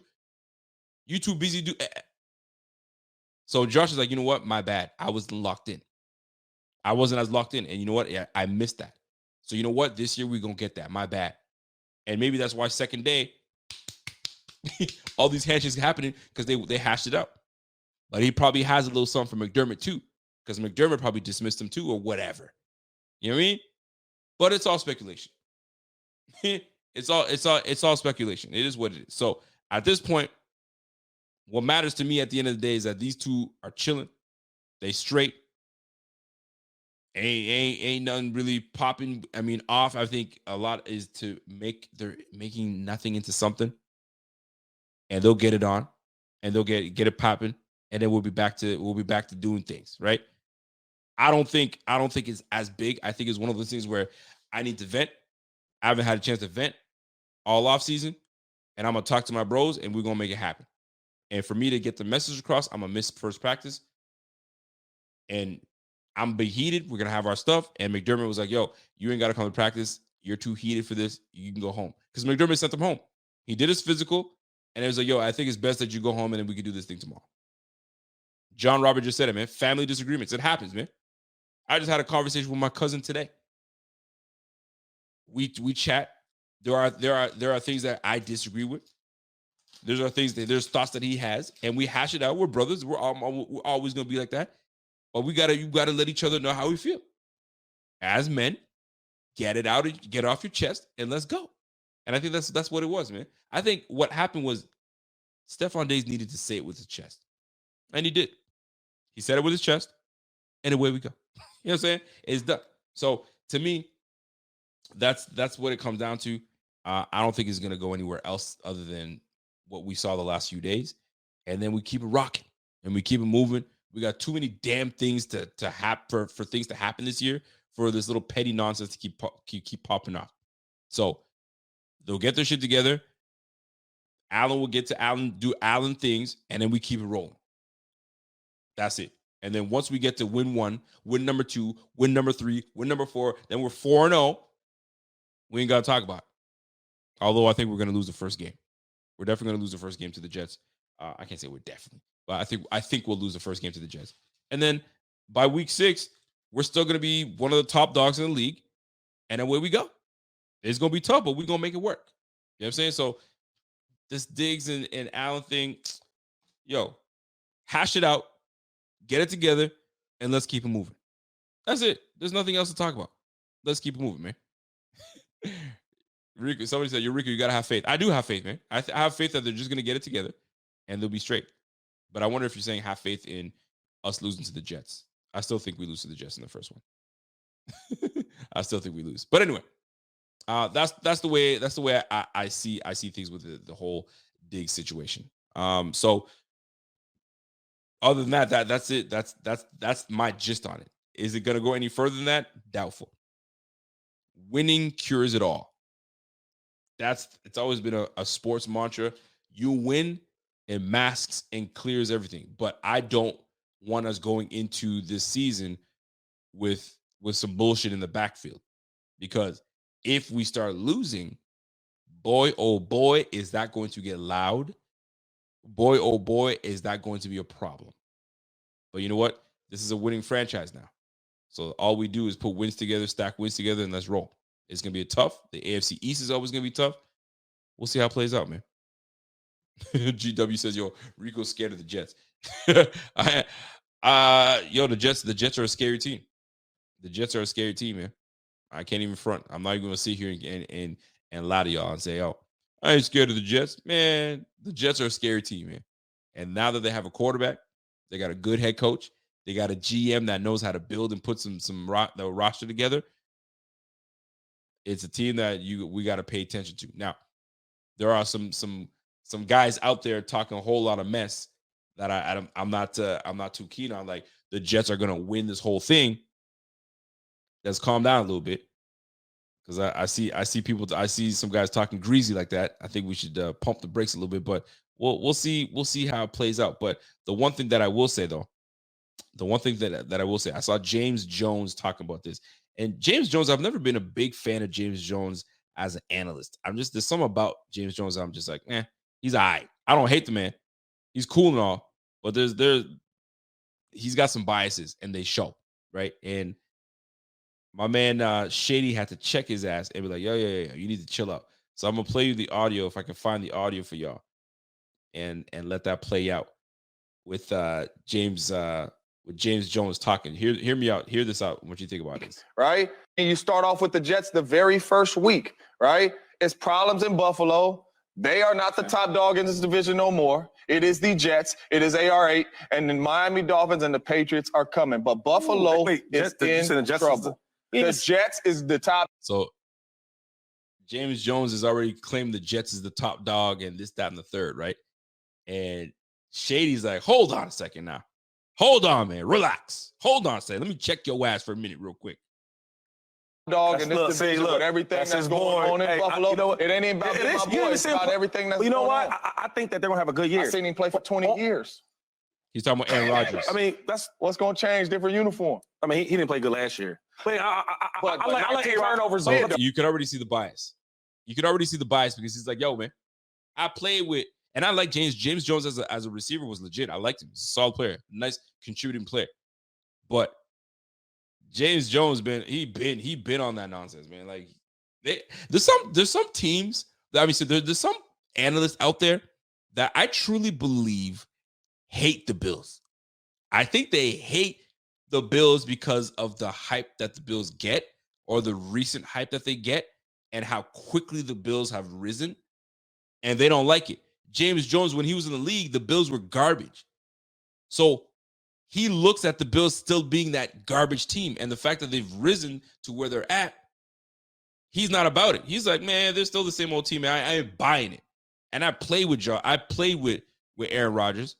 I know what he's about for 20 years. I've known this man for 20 years. He's that dude. And the Jets beat the Bills last year. He's right. But he's got an extra for the Bills. You feel me? So Shady was like, nah, I ain't going to let that slide, bro. I ain't going to let that slide. Let me check your way. I like A-Rod. All I'm saying is that for you to say that they're the top of that division, like you don't know what they look like yet, though. We don't even know what they look like. We don't know what they look like. And you know what? We thought the same thing when freaking Russell Wilson went to the Broncos. We're like, oh shoot, watch out for the West. The AFC West is gonna be killer. Oh, that's like the division of death, right? If for those that pay attention to soccer, when you see a division of death, that's like, it's tough. You got 3 great teams, 4 great teams in one division. Golly, that's what I thought the AFC West was gonna be like. But like, come on now, James Jones just sounds like a hater. And I don't like calling analysts haters, because like, they're just speaking their opinion. Keyshawn Johnson, he's the ultimate Bills hater. This And I like Keyshawn Johnson because he has some really good thoughts on certain things. But when it comes to the Bills, he don't respect the Bills one bit. Because when he was in the league, the Bills were buns. It was the Buffalo Bun Bills because they were buns. They were no good. So Keyshawn Johnson, that's all he sees. He can't get past that the Josh Allen-led Bills are actually a legitimate team. Some of these analysts, former players, refuse to give love to the Bills. And James Jones is one of them, man. He's just acting like a punk hater right now. Him and Keyshawn, if you put those two together, yo, they would hate on the Bills all day. They would. Bunch of hating ass, man. Shady was like, nah, bitch, I'm gonna check your ass, man. You better hold this L. You know, Aaron, I don't know what they look like. You know they split with the Buffalo Bills last year with Zach Wilson. All I'm saying, for you to say they're the top dog, we got to see him play still. That's all I'm saying. You got to see him play still. Bro, because for Aaron Rodgers playing that offense with what's the offensive coordinator name? Nathaniel Hackett. He's been there with him his best years. So, but some other dudes haven't. So it's a first year for them. And that's why it starts off. All I'm saying is let's see what happens. That's what I'm saying. No doubt. I don't know what's going to happen. I think they're going to do good. But right now, we don't know. They rolling. Oh, and real quick, with the Bills though. Now I have seen this before. One thing about the quarterbacks that I think as players we hate to understand or realize is that they run the show. Mm-hmm. So yeah, Josh might not be as vocal about things, but they gonna follow what Josh say. You have a superstar wide receiver, we're gonna get him out of there. We're gonna get somebody else. Because they want to keep their quarterback. Quarterback's gonna play for no. You get what I'm saying? So they gotta figure it out, because if not, it's gonna be bad. Yeah. Stephon, you've seen the life in the world without Josh Allen. And it wasn't pretty. You get what I'm saying? Come on. And that's a great point. And I don't know if it's gone over a lot of people's heads, but like a lot of people talk about, yo, he's a diva. He's gonna mess this up. He's gonna X, Y, Z. No. He's played with Kirk Cousins. He's played with Case Keenum. He knows what an average or a decent quarterback can play, and he knows what an elite quarterback. Sometimes you don't want to mess up your bag, because right now he's got it good. Stephon Diggs has it good. He just has to figure things out with his boy. He's got to figure things out. Because I'll tell you right now, if he wanted nothing to do with Buffalo and wanted nothing to do with Josh Allen, he would not have signed his extension. He would have not taken that extension. He would have just played out his contract and said, I'm out. I ain't signing with y'all. I have no intention of signing with y'all. Y'all want to franchise tag me? It's going to cost you a lot. He could have did all that. But he's like, no, I want to be here. I believe in Josh Allen. I believe in this team. We can win here. We could definitely win here. And you got this bozo James Jones talking about some junk. AFC East belongs to the damn Jets. Yo, pump the brakes. Pump the brakes. The Jets are good. Their Jets are solid. Will they match us? Absolutely. Will they take one from us? They will. But pump the brakes, boy. We still got it. Don't come on now. Shady, it ain't no fixing. Right? I'm optimistic. I'm optimistic that they fix it. I understand that. I like Buffalo. But what I'm saying is you already done got 480. You should be more optimistic. You told me that person is as good as Josh Allen. So you're the most optimistic person I've ever met. This is what I like about Shady. I don't listen. They talk about Shady going to Undisputed with Skip Bayless. Skip Bayless would eat Shady alive. He just would, because Shady is great for like a big panel where he can kind of jump in and jump out and kind of zing you and come back out. And I'm probably underestimating him. But Shady ain't gonna let you because he's one of those cats where like he can jaw with you. He can jaw with the best of them. I mean, as an athlete, an elite athlete, and you've been the best everywhere you've gone, you could talk shit with the best of them. And he's like, yo, how you gonna talk about the Jets are gonna win and they're gonna be the top dogs when you're talking about Dak Prescott is as good as Josh Allen? Man, shut your ass up. I'm not even gonna listen to anything you gotta say, especially if you're gonna put Dak Prescott and Josh Allen together. Boy, please, man. I ain't want to hear nothing. Put them in the same boat. Right? They both got kicked out of the playoffs because of the way they played. One guy's a top 5 dude. They both got kicked out of the playoff. Boy, if you don't stop that mess. See, this is what I'm talking about. This is hating shit. That's hater stuff. That's you just being straight hater. They both got kicked out of the playoffs. Boy, please, man. Knock that shit off, right? one's not. The other one will never be a top 5 dude. And both of them ain't ever been to the Super Bowl. Oh, yeah, man, okay, cool. Right? Lame. So all that stuff. That's And one of them led the league in turnovers. It is a team thing. That's why both of them was out. We will see. It's so lame. See, that's you being a hater. You're not even talking about. See, he's not even talking about. He's talking about Josh Allen. One of them led the league in turnovers. Dak Prescott led the league in interceptions. Dak Prescott led the league in interceptions. You be talking about led the league in turnovers, but you have a top 5 quarterback being one of them, and Dak Prescott has a lot to freaking prove in Dallas right now. Because I'm gonna tell you right now, if you don't turn things around, they're gonna be looking elsewhere. The Bills will not be looking elsewhere when it comes to Josh Allen. I can tell you that right now. Golly. It's so hilarious, man. I swear, these dudes just hate. They just absolutely hate the Bills. Keyshawn Johnson is the biggest Bills hater I think I know. I swear I think he's got to be the biggest Bills hater.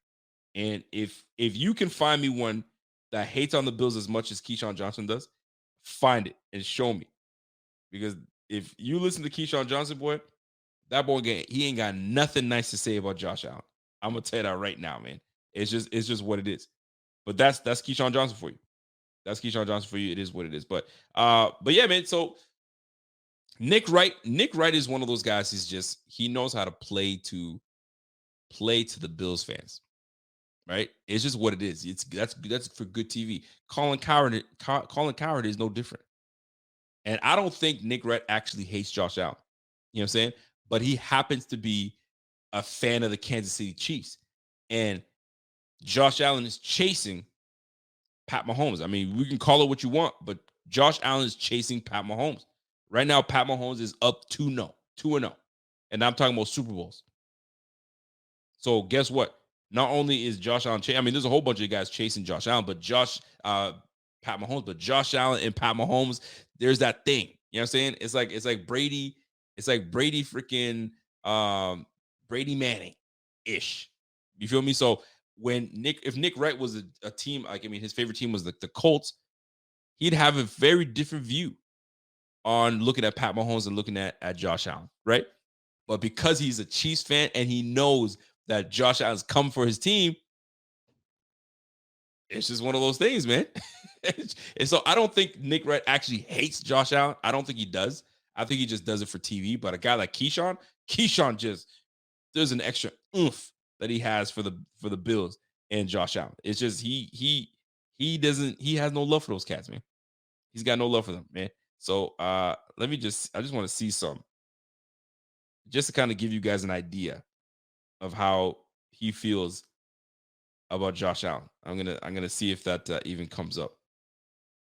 It may or may not, but anyway, it is what it is. But anyway, folks, if you guys have any questions, concerns, and topics that I may have missed on, this is your chance to hit me up right now and go from there, folks. And go from there. I see the chat is popping right now. I see Mike. Mike is making friends in the chat. Mike, man, you gotta chill out, Mike. Chill out, Mike. I love Mike. Mike's my guy, man. But yeah, man, it's just what it is, boys. It's just what it is. What's up, Jessica? Jessica says the Colts have more AFC East titles than the Jets. Ooh, look at you, Jessica, pulling out a nugget like that. Let me see. My man Josh Allen says, can't wait to see Allen torch the Jets. Jones really wants that smoke. All I hear is Allen hears everything. That's right, he does. People got to stop. Allen has stared down the best from Mahomes and Arrowhead, and was that dude. Dude, man, that game is still something, man. But I'm gonna say this, man. Josh Allen and the Bills have quite a lot of pressure on them. And that goes for McDermott as well. And in my opinion, and I'm gonna button this thing up, Sean McDermott is deserving of this extension, but I would have waited. Now, the rumor has it that this contract extension for both these players, they've been in the works for a while. Actually, it's been pretty much set. It was just a matter of when they actually did it. So this has been set in stone. But for me, because this year is a pretty big year, especially for where McDermott is and where Josh Allen is and where this whole team is, I want to see, and here, let me put it this way. This is soundbite shit. I want to see what McDermott, I would have loved to see what McDermott would have dealt with this season with no extension, right? Have a little hunger. Have a little hunger knowing that shit, my ass is going to be on that seat and it's probably going to be hot if I don't get something rolling with these boys. I know my owner loves what I do. I know my GM loves what I do, but I got to prove it to myself. Motivation. That's one way of looking at it. And I think fans would have loved to see that too, because you got a little hunger. So if you have a trash year and you don't manage this well, it's going to be a problem. Because now the rumblings will get a lot louder into roars. And it's not going to be a good one. They ain't going to be roaring and clapping for your ass. You know what I'm saying? They're going to be clapping at you. So that's one way of looking at it. The other way of looking at it is you get him that extension and the pressure is relieved. It's taken off. So now I can kind of, all right, I got that out of the way and behind me, let's roll. I'm more focused than ever. And that's what contracts will do to people. Contracts can do two things. Either it gets you lazy and says, yo, I got my money, I'm chilling. Or I got my money, people are looking at me, I got way more on my plate right now. I got to prove my worth. Let's go. So there's two ways you can look at it. And to me, I would have waited because I want to see a little more hunger from McDermott, because he's the one that's going to be calling plays this year. So he's got a lot on his freaking plate. I want to see it. But Pegula's like, no. We're going to get that out of the way. Contract done. You guys are here for the long haul. Get it done. Do what you need to. So that kind of takes the pressure off of McDermott. So now he can get like, okay, let me get that out of the way and let's go. So we'll see. I mean, I'm good for the extension. I'm very good for the extension. But at the end of the day, winning is what matters. And winning the championship at the end of the day is what matters. So whatever you got to do to win the championship, bring it to me. But I trust the direction this team is going into. And that's what pretty much the Pegulas are saying. I trust the direction this team is going to. I trust that you guys have got this team on track. Let's roll. And that's the way I look at it, man. So we'll see how this plays out. My girl Jessica Tennis says, Yo, Rico, if you like Nuggets, going back to the AFL days and the AFC East, the Oilers are tied with the Jets for division titles at 4. Damn, you killing with the Nuggets, man. Let me dip my Nuggets in the sauce because you saucing them up right now, girl. Good shit. Somebody brought up, was it New Mexico? New Mexico wants me to bring up Rico, they both need to be Tyreek slapped. Yeah, they'll get their act together. I mean, the thing is, these guys are going to have to make, the Bills have to make guys like Keyshawn and James Jones respect them. We do well in the regular season, and then when we go to where it matters, we choke. We don't perform the way we're supposed to. So that's what makes these haters talk like Keyshawn Johnson. My man John says, yeah, but Rico, Keyshawn wrote one of the best racist books called Wayne Corbetta. Yeah, man. Keyshawn is something else, man. Keyshawn is Give Me the Damn Ball Johnson. That was his name. That was his name when he was playing for the Bucks, right? Give me the freaking ball. Like, you know who I am. Give me the ball. That's the epitome of diva when it comes to receiver. But it is what it is. So, yeah, man, if you guys want topics for me to hit, this is the time. This is like the closing time for me right now. And let's make that happen, man. Jessica give me, she's dropping nuggets on me right now. So I love that. Appreciate you, Jessica. Always. But yeah, man. So at this point, let me kind of hit some things from around the league and kind of, end the show a little bit. I know fantasy. I don't know if you guys are starting fantasy soon. Hey, would you guys like me to do a fantasy show? Just curious as to what you guys think about that, because I'm big into fantasy. I love fantasy. I've never actually hosted a true fantasy show. I talk about it here and there. But if you guys are interested in fantasy talk and where to draft players and so on and so forth, I might dive into that. I'm actually kind of really interested in that type of stuff too. So I might dive into that. So let me know how you guys feel about that. If that interests you, let's do that, man. What do we got? I got my man Mike Denesco. What's up, Mike? Mike says, Yo, Rico, do you think that the new stadium will make Buffalo an even bigger destination for star free agents? You know what? I think it plays a small part in it. I don't think it plays a big part. Um, if you're a bum team with an amazing stadium, like the Arizona Cardinals have a pretty nice stadium. I ain't going over there for the damn stadium. I don't give a damn about no damn stadium. Can y'all ball? Are y'all nice? I like the weather. But like stadium has really nothing to do with it. You know what I'm saying? These guys will come as long as I got a quarterback that can keep me in. I got a running back that can play. Let's roll. Let's roll. But other than that, I don't think the the the stadium has anything to do with it. That's just a bonus. That's just a little icing. Yo, I'm going to a team that's legit and they're going into a new stadium. Yo, let's roll, man. But guess what? You're still in the city of Buffalo. It ain't Las Vegas. I'll tell you that much. You know what I mean? So, but I don't think the play of the stadium has anything to do with it. I think it's very minimal, a minimal reasoning behind it. Let's see what's going on around the league for us to talk about that's relevant enough. Let's see here. So, you know what's I'm seeing a lot of this is going on right now. Somebody said, "Yo, I see you trying to grow the beard." Yo, let me tell you something, man. I can't grow a beard for the life of me. Like this, the goatee's been here since I was like 13, 14. I've always been able to grow a beard. However, I haven't been shaving at all. I've been just letting the thing just go. I want to see for myself if I can grow facial hair on the sides because I've always been a pretty baby face.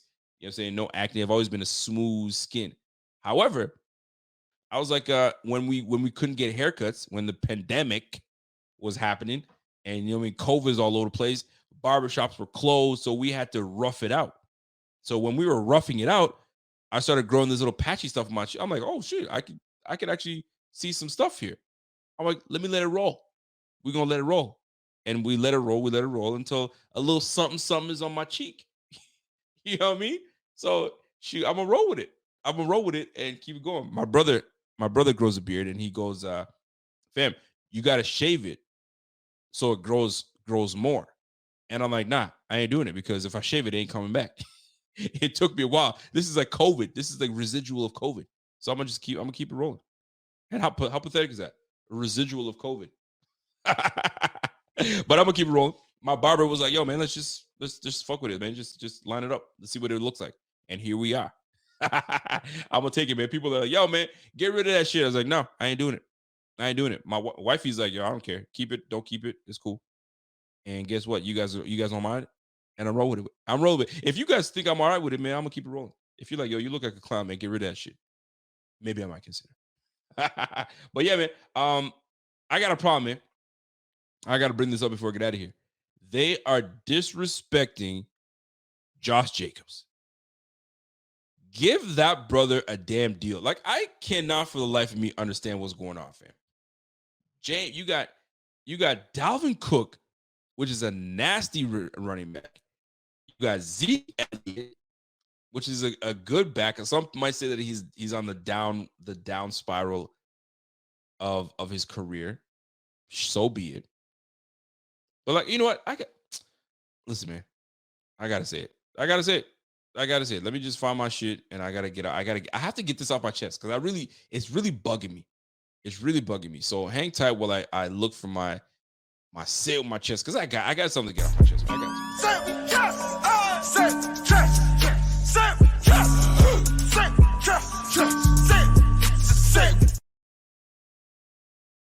all right.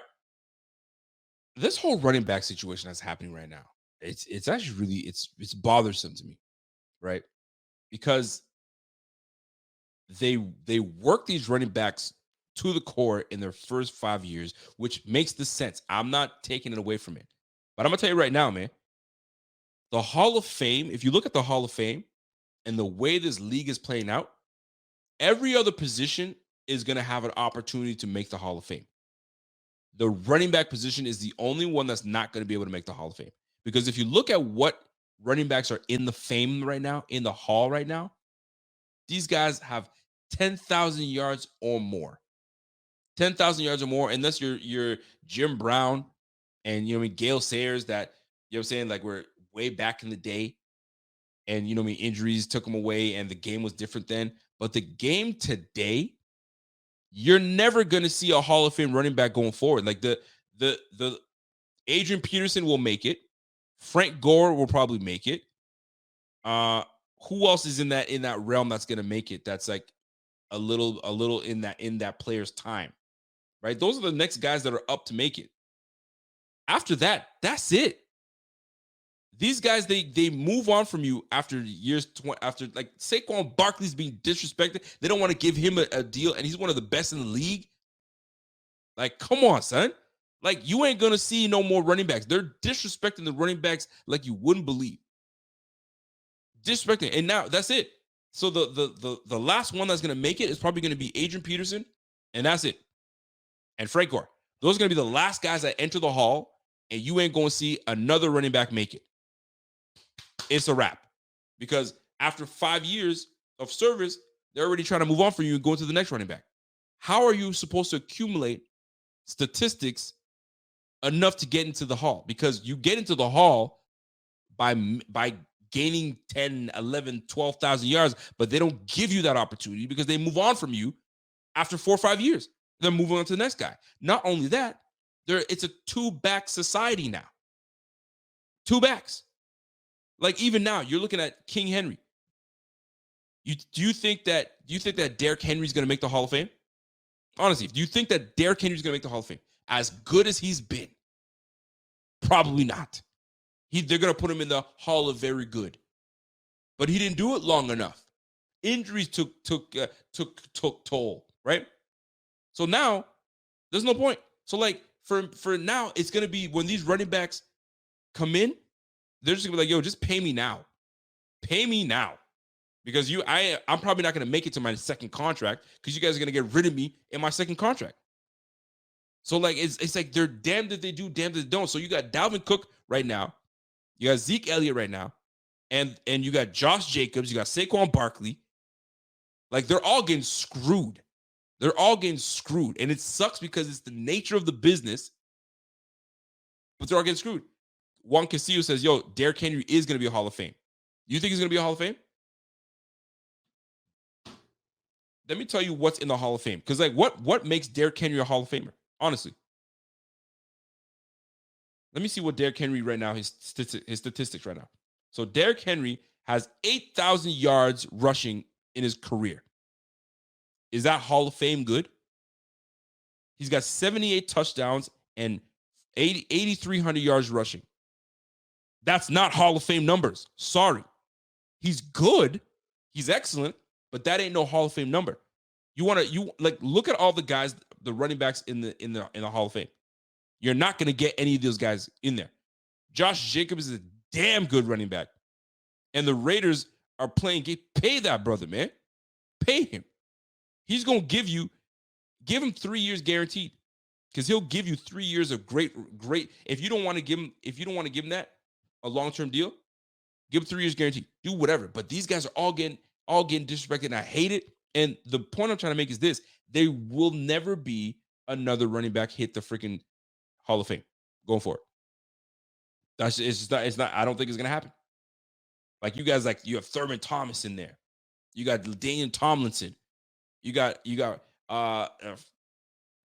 name them, right? Like it's just nuts to me. It's just, oh man, it just drives me nuts. But anyway, that's my thing. Going forward, you ain't gonna see no more running backs in the Hall of Fame. It's not happening. They give you 4 or 5 years of service, and then they're done. That's it. It's a wrap. So it's gonna be the receivers making the Hall of Fame. It's gonna be the quarterbacks. It's gonna be the old linemen. It's gonna be the defensive linemen because of the sacks they bring. You're gonna see the linebackers. Even linebackers is a little iffy now, but linebackers, you're gonna see them. Corners, safeties. That's it. Running backs. That's the one position you ain't gonna see any second contracts. Say if you're lucky if you get a second contract nowadays, and if they do, they're trying to pin you down to a 5-year deal, a $5 million deal, $6 million deal. Come on now.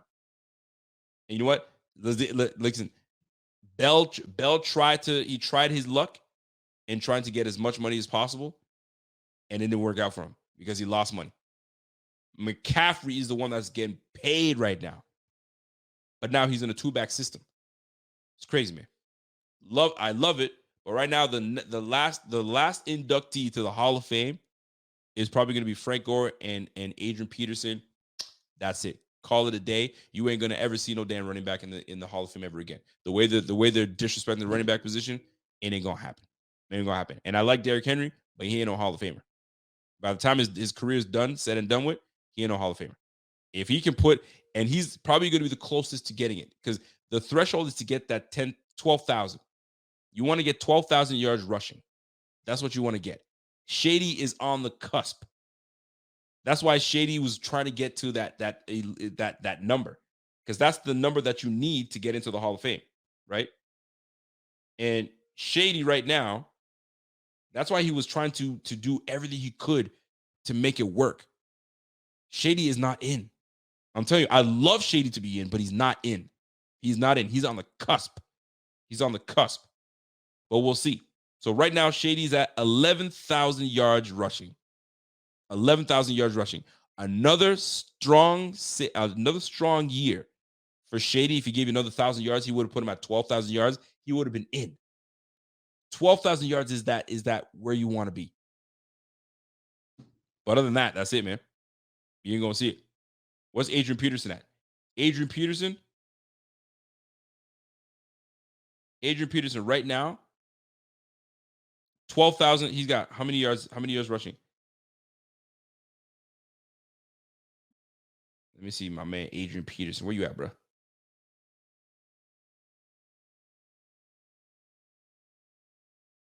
So yeah, Frank Gore, 15,000 yards, 16,000 yards. He's in. Frank Gore, I don't know how Frank Gore was able to do all that stuff, man. But Frank Gore is in. You can't keep Frank Gore out of that and not look at his statistics. I can't believe it myself, really. It's unbelievable. 3,700 carries for 16,000 yards. Golly, Frank Gore, man. That's unbelievable. Unbelievable, Frank Gore. 16,000 yards. And he ain't the fastest. He ain't the strongest. But boy, oh boy, man, 16,000 yards, 81 touchdowns. That's incredible. That is incredible. Adrian Peterson. I want to see what Adrian Peterson, almost 15,000 yards. He has 14,900 yards. Hall of Famer. Hall of Famer. Who's next? Shady's at 11,000. Josh Urick says, yo, Shady should make it just for having 10K. He's like the cusp player. He's the one that's like, he could be in. It's really close. Marshawn, no. I don't think Marshawn makes the Hall of Fame. He's at 10,000 yards. 10,000 yards, 85 touchdowns. That ain't gonna cut it. He's gonna be in the Hall of Very Good. And that's what a lot of players say. Hall of Very Good. Shady McCoy. I just want to see how many touchdowns Shady McCoy has. Shady McCoy he's at 11,100 yards, and he's got 73 touchdowns. Closest one that he's gonna get it. Nobody else. It's not gonna happen. So my man said, Rico, you're putting too much stock in yards alone. Gore was never a top running back, while a guy like Henry that you said has multiple rushing titles. You're right about the rushing titles, but if you don't have longevity, because Hall of Fame is you got to give somewhat longevity, and you got to change the game. Has Derrick Henry changed the game? Maybe a little bit, being a big back, but it's not like we've never seen big backs before. Eddie George was a big back. Dude was like 6'3". Let's see the stats from Eddie George. Eddie George, in his career, 10,000 yards. He's at 10,000 yards for his career and 68 touchdowns. Is he a Hall of Famer? No, sir. So Hall of Very Good. So he's going to be in that Hall of Very Good department. And it's tough, man. And it sucks because you've got some really, really talented running backs that really deserve to be put on a pedestal. Like, you know what I mean? Literally on a pedestal. But it ain't going to happen, man. It sucks. Those guys are going to be like on the cusp and not making it. LaShawn McCoy might be the only one that's probably going to be in that eligible for Hall of Fame, and he may or he may not. But the game is changing. Hopefully, it changes for the running back position. Maybe the criteria changes. Who knows? But if you're looking at who has been in the league and who's been in the Hall, and you compare and you look at their accomplishments, it's gonna be tough, man. It's gonna be tough. It's gonna be tough to let that slide. And that really bugs me because I feel like there's a lot of talented backs back there, and you're not given the opportunity to have a long career because they're ready to move on from you after 4 or 5 years. You know what I'm saying? 4th year, 5th year, you're done. You're done. Like Devin Singletary will probably be in the league maybe another 2 years, maybe 3. I'm pushing it at 3. It's a wrap. It's tough, man. Golly, it's tough. Anyway, I digress. It was just it was something that's been annoying me because somebody said Le'Veon Bell. Le'Veon Bell ain't gonna make no. And he would have been a perfect person to make it if he just didn't get greedy, if you will. And he wanted the bag, but I mean, how do you not go for the bag? How do you not go for the bag? You got to go for the bag as much as you can because the running back position is just they're not on you. But anyway, he's got like 6,000 yards receiving, 6,000 yards. Now, how you're gonna get into the Hall is if you have the ability to run the ball and catch the football. And maybe this is where Shady could have a chance to get in because of his ability to catch the football out of the backfield, right?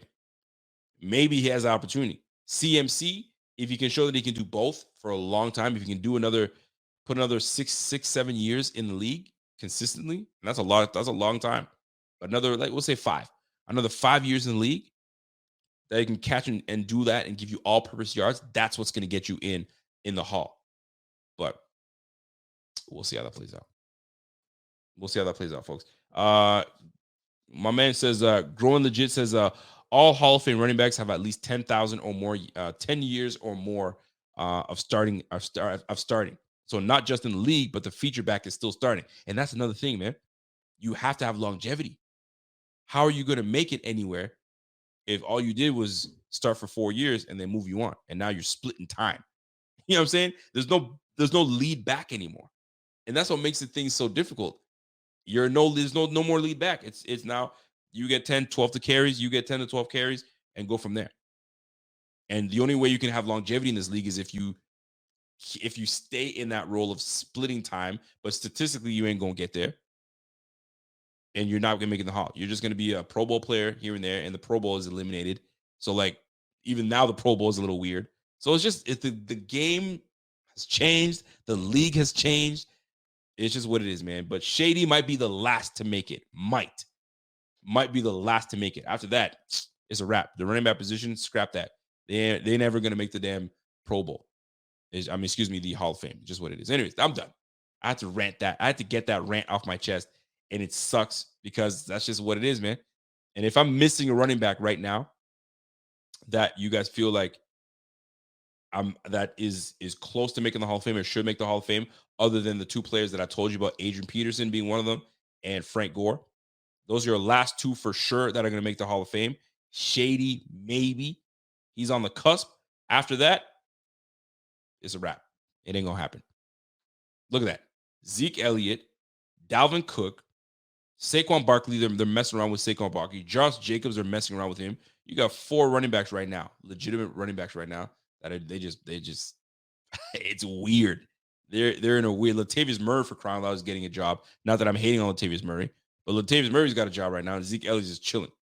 He might be going back to the Dallas Cowboys, but golly, man, it's crazy. Times have changed, baby. Times have changed. Derrick Henry, he won't be a Hall of Famer unless he can stay with that team as a lead back for another 3 years, heavy, and he just goes hard because he's at 8,000. He's at 8,000 yards right now. Derrick Henry potentially has a chance, but the way the league is playing now, it's a lot of split time, man. It's a lot of split time, and it sucks, man. It sucks. But yeah, maybe Derrick Henry, but he's got to put another 3 years of legitimate starting, getting 15 to 20 carries a game. And he can give you another 1,000. He'll give you easy 1,200, 1,300 yards. But like right now, they're trying to already trade him and move on from him, and maybe he could be on the decline. So who knows? Who knows, buddy? Who knows? But anyway, that's it for me, folks. I appreciate y'all. Kim Bet says no work tonight. No, this is my Friday. So Friday nights I don't go in for the Saturday. So this is it for me. So I appreciate y'all. I didn't even mean to go off for this long. I went for an hour and 45 minutes. Golly. But you know what? I had a lot to say. So we will see you again next week. And you guys are always my good peoples. You guys have always been showing love always. And we'll definitely we'll catch you guys later, man. And my guy Juan Castillo says, yo, Henry is S tier. You straight bugging, Rico. He's only 29. Well, here's the thing. He's 29 years of age right now. Right now, they're trying to say that the running back position at age 27 is when they start to decline. So right now, he's 29. How many more years do you think that they're going to give him to start and be the lone starter? 2? But right now, the rumor was he was on the trade trade block. So if you're already on the trade block, you're already on the decline at 29. 30, what happens at 30? 30 is when they really start to really decline you. So he might be the one that can get in after potentially Shady. It's going to be him and Shady. I'll add, you know what? You guys have convinced me enough. If he plays 2 or 3 more years, Henry could potentially be, but I doubt it because you're going to be in the Hall of Fame with the likes of LaDainian Tomlinson, Marshall Faulk, O.J. Simpson, like all these beast RBs, man. It's craziness. I just want to see something just for myself. How many yards did O.J. Simpson run for? O.J. Simpson's stats, I'm just curious. Because, I mean, I don't know how many years that better played, but 11,000 yards from a man, O.J. Simpson. 11,000 yards and 2,100 yards pass receptions. And he was a kick returner and a punt returner. Unbelievable. Unbelievable, man. So even OJ back in the day, in those days, man, he was putting in work. So man, I don't know, man. It's gonna be tough for me to make this happen for y'all, man. I don't know, man. I don't know, fellas. Beast mode, love beast mode, but it ain't gonna happen, bro. It ain't gonna happen. My man Mike Hartle, what's up, Mike? Big Mike says Eureka definitely the best Bills podcast, man. Stop that. Listen, man, there's a lot of good Bills podcasts out there, and we are lucky as a fan base. Truth be told, we're lucky as a fan base that we have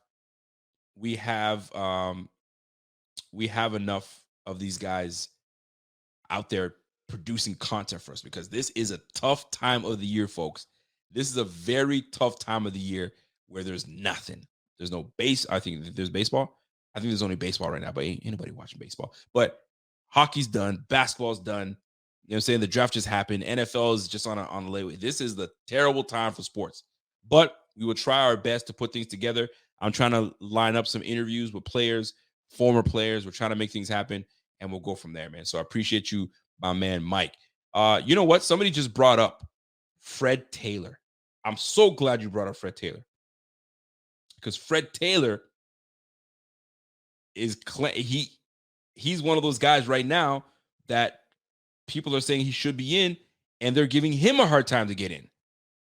And he's got 11,695, 66 yards rushing. And Fred Taylor's game was amazing. So Fred Taylor ain't even in. Think about that. Fred Taylor's not even in.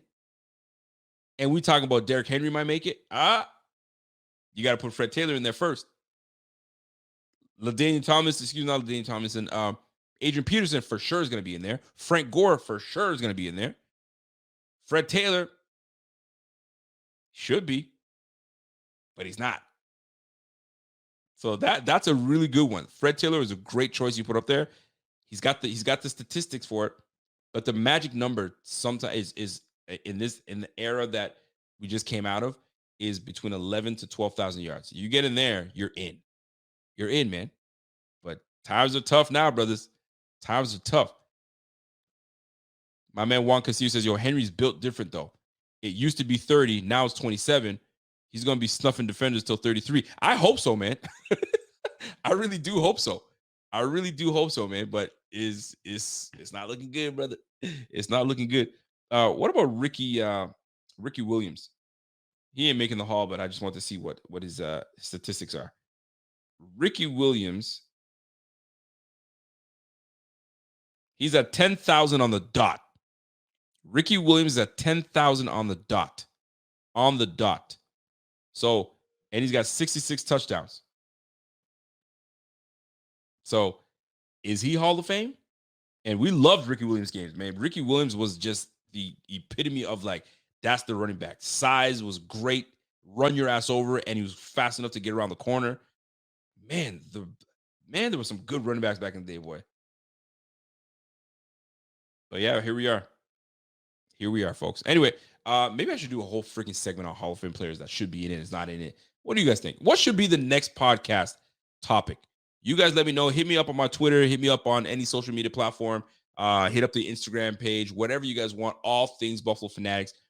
Hit us up and let's talk about it. What are things you guys want to hit? This is the dead period of the season. And before we get into training camp and all that good stuff. So your voice is to be heard, man. Whatever you guys want to talk about, hit us up, our YouTube page, and let us know what topics you guys want us hitting. Is it fantasy football? You guys want to start talking about that? Let's go. Let's talk about it, and we'll go from there. Juan Castillo says Henry averages close to 2K yards a year.